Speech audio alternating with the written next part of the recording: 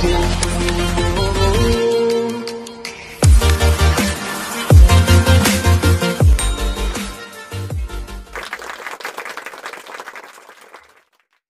ini, jadi memang nggak tepat dalam membandingkannya. Iya, betul. Seharusnya kan kita mencari pembanding itu yang sesuai gitu.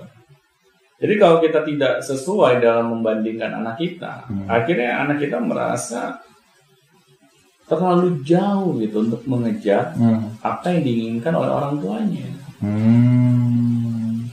Benar juga. Tapi terkadang begini Pak, ada orang tua yang memiliki teknik pembandingan dengan dirinya. Ya itu juga bagus. Diri sebelumnya ya. Jadi misalnya gini, anak itu malas ke sekolah. Dulu juga papa rajin, kenapa kamu malas? Ada kadang kayak gitu, gimana teman? Oh, kalau itu kurang tepat. Nah, bagaimana yang cara tepat dan tidak tepatnya seperti apa Pak? Kalau tetap dengan orang lain itu tidak tepat kalau kita membandingkan. Meskipun itu dengan keluarga sendiri, apakah itu kakaknya, adiknya, atau orang tuanya, itu tetap nggak tepat. Tapi kalau kita bandingkan anak kita dengan diri dia sebelumnya, misalnya anak kita nih pas nggak rajin hari ini, terus kita bandingkan, nah kamu kemarin rajin banget, kenapa sekarang kamu kurang rajin?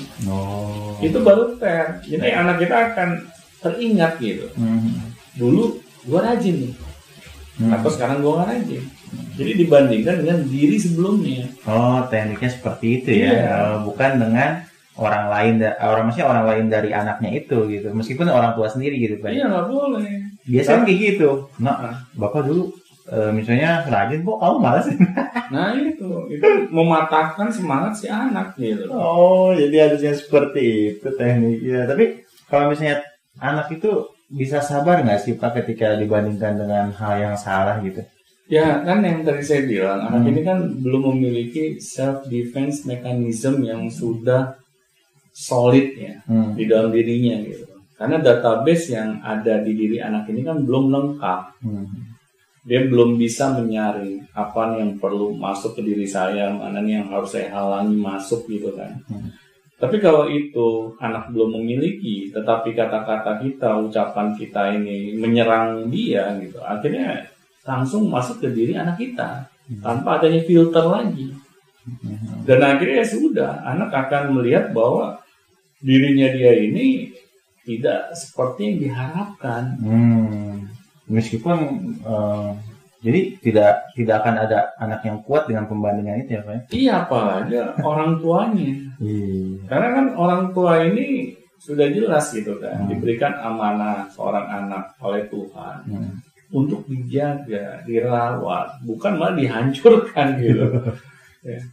Nah ini akhirnya Tuhan juga bingung, kemarin tuh minta anak, dikasih anak malah dihancurkan gitu. Bukan istilahnya dimotivasi, diberikan fasilitas-fasilitas yang mendukung potensinya anak, agar supporting sistemnya, agar tumbuh kembangnya anak itu bisa menjadi lebih maksimal. Seharusnya kan ketika kita dititipkan seorang anak, ya berarti kita harus mencari tahu bagaimana sih merawat anak yang benar. Kan memang nggak ada sekolahnya kalau kita nggak mau belajar gitu. Tapi kita butuh itu. Tetapi kita butuh itu. Iya, makanya anak itu ketika misalnya mendapatkan sebuah pembandingan memang tidak ada yang pernah ada yang suka sih misalnya. Iya, kecuali dengan diri dia pribadi dan yang kedua dengan hal yang dia sukai. Iya, dan kita sebagai orang tuanya pun harus tahu ya teknik membandingkan yang mana yang harus kita lakukan kepada anak. Iya, gitu, benar. Iya. Jangan asal membandingkan aja dengan kelemahan-kelemahan dia. Iya, nggak pernah ada enaknya gitu kalau kita dibandingkan. Iya sih. Pastinya saya juga kan merasakan gitu. Misalnya dibandingkan, kamu kok nggak seperti sepupu kamu sih? Sepupu kamu tuh lihat tuh sukses hidupnya. Nah kamu apa coba yang bisa dibanggakan? Nah ini kan akhirnya bukan yang memotivasi gitu. Saya bisa aja saya bersilat lidah gitu ya. Kan sepupu saya enak dari kecil misalnya didukung segala kemauannya, terus diberikan sekolah yang terbaik. Dan saya apa? Misalnya saya bisa aja kan ngeles kayak gitu kan. Iya, terjadi kayak gitu. Nah, tapi kan kalau saya mengucapkan hal seperti itu kan saya seperti menyerang orang tua gitu.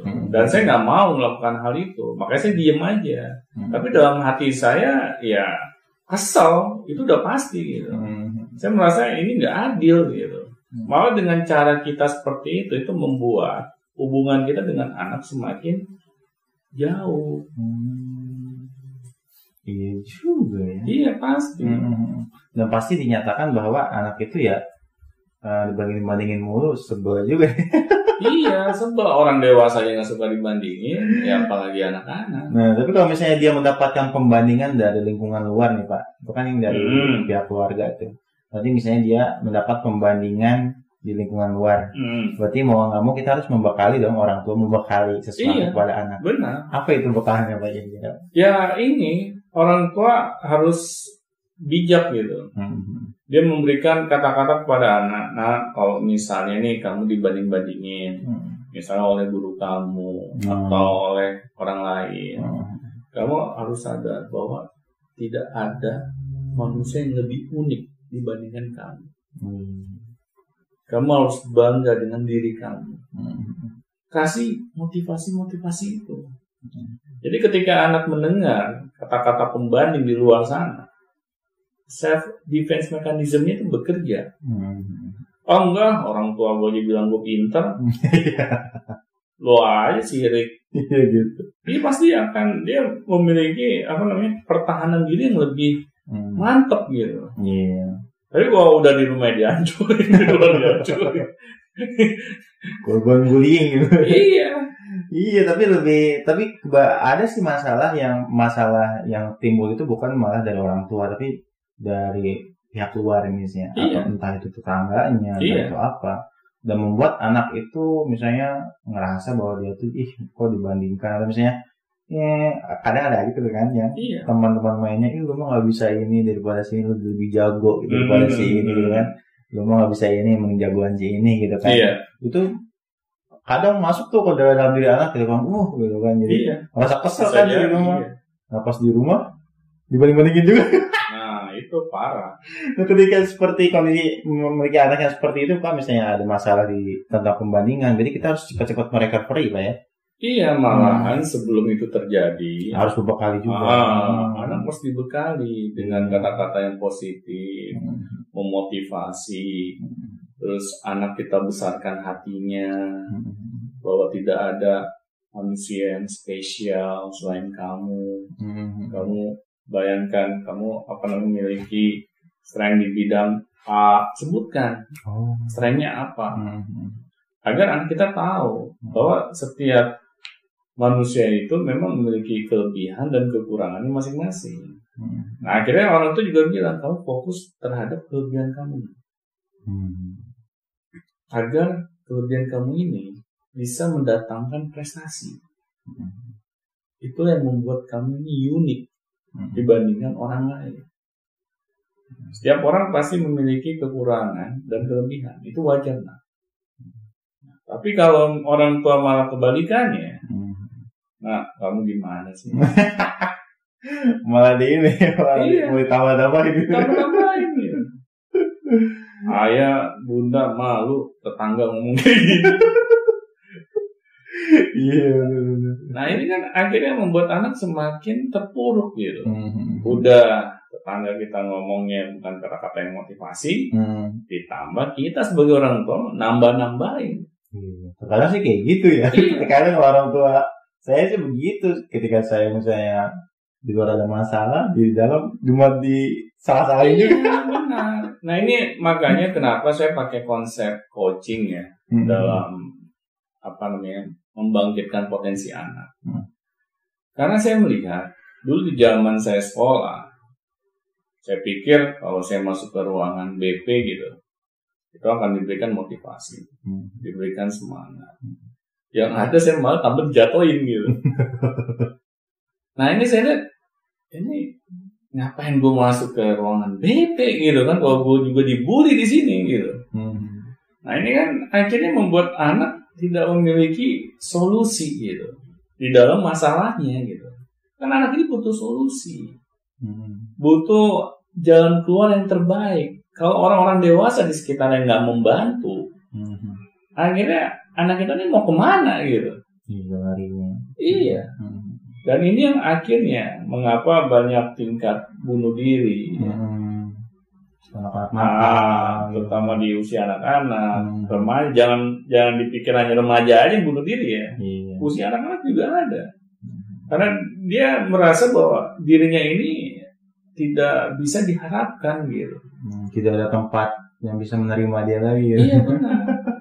Dan kalau kita sebagai orang tua bukannya yang membangkitkannya, malah kita cuek aja gitu. Kita merasa ya anak gue kayak gini mau diapain lagi gitu. Ya ada sih kayak gitu Pak. Iya. Ada kayak gitu ya udahlah emang kayak gitu. Nah itu akhirnya ya sudah itu yang kejadian gitu. Anak semakin downgrade gitu. Rasa percaya dirinya, terus motivasinya, akhirnya dia mikir ya hidup lama-lama di dunia buat apa gitu. Kalau misalnya dunia ini malah seringnya menyakiti diriku, kan bahaya juga. Iya. Akhirnya sampai seperti itu. Tapi bagaimana dengan begini Pak? Ketika ini orang tua nih, kan ada aja tuh orang yang semua orang tua sih nggak mau punya anak yang pembuli. Iya. Ini kebalikannya. Jadi orang tua itu memiliki anak yang si anak ini sering membanding-bandingkan, misalnya dia lebih jago daripada ini. Gue mau lebih jago daripada lu, gini gitu. Tapi bagaimana cara agar anak itu mendidik anak agar dia itu tidak terlalu sombong, tidak terlalu membanding-bandingkan, atau misalnya dia menjadi salah satu benalunya atau penyebabnya, atau membanding-bandingkan orang itu bagaimana Pak? Ya makanya kan orang tua itu memiliki kewajiban memberikan nilai-nilai yang positif pada anak. Nah, yang ini boleh kamu lakukan, yang ini tidak boleh kamu lakukan. Jelaskan mengapa, agar anak juga tidak mau melakukannya. Kalau kita hanya menjelaskan ke anaknya sepintas-pintas saja gitu kan, akhirnya anak belum paham gitu.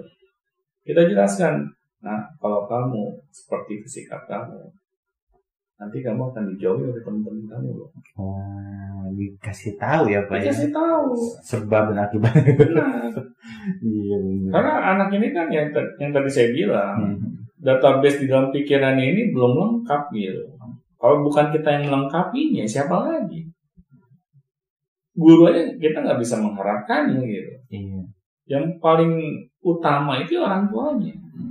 Orang tuanya yang harus melengkapi database yang positif di dalam diri anak gitu. Dan itu juga sekaligus menjadi doa dari orang tua. Tapi kalau kata-kata kita hanya kata-kata yang istilahnya merendahkan, kata-kata yang istilahnya membanding-bandingkan, akhirnya ya sudah, apa yang ada di dalam diri anak itu, itulah yang ada gitu. Dan ini kan akhirnya menjadi bumerang gitu. Kita jadi orang tua malah ngeluh gitu. Kenapa sih anak saya nggak punya rasa percaya diri? Kenapa sih anak saya ini rasa kompetisinya ini kurang gitu? Padahal kita sendiri yang membuat itu terjadi gitu. Tapi kita nggak sadar. Balik lagi orang tuanya. Iya. Lalu ujung-ujungnya nih anak saya bermasalah nih, kayaknya butuh ke psikolog. Padahal yang seharusnya ke psikolog itu bukan anaknya. Iya kayaknya. Nah ini yang harus menjadi bahan pikir buat orang tua gitu. Setelah mendengar podcast ini, jangan lagi kita membanding-bandingkan anak. Apalagi kalau kita membanding-bandingkan itu dengan tidak fair gitu. Karena orang dewasa saja itu tidak suka kalau dibanding-bandingkan. Ya apalagi anak. Oke, begitu ternyata. Orang dewasa aja nggak suka. Iya. Secara naluri pembandingan itu sebenarnya nggak boleh ya kalau misalnya kita tidak benar-benar untuk niat memotivasi gitu ya Pak ya. Iya, itu bukan kata-kata motivasi yang tepat gitu. Iya benar. Malah menjatuhkan mental. Iya, kadang ada aja kan berpikir orang tua tuh wah dengan membandingkan kali aja anak saya terpacu gitu. Iya, kali aja gitu. Kali aja. Bukan kali malang gitu. Oke, terima kasih Pak Doni. Oke, sama-sama. Hari ini. Semoga bermanfaat. Dan silakan ketika ada pertanyaan tentang pembandingan ini boleh langsung ditanyakan di email atau misalnya di form di bawah yang sudah disediakan di deskripsi. Dan jangan lupa kritik dan sarannya lagi. Kalau misalnya ada yang mau disampaikan silakan. Kalau misalnya Anda mau datang ke sini silakan juga ya. Jadi kami akan balas langsung emailnya dengan session Beyond Education selanjutnya. Dan sampai jumpa di Beyond Education selanjutnya. Sampai jumpa.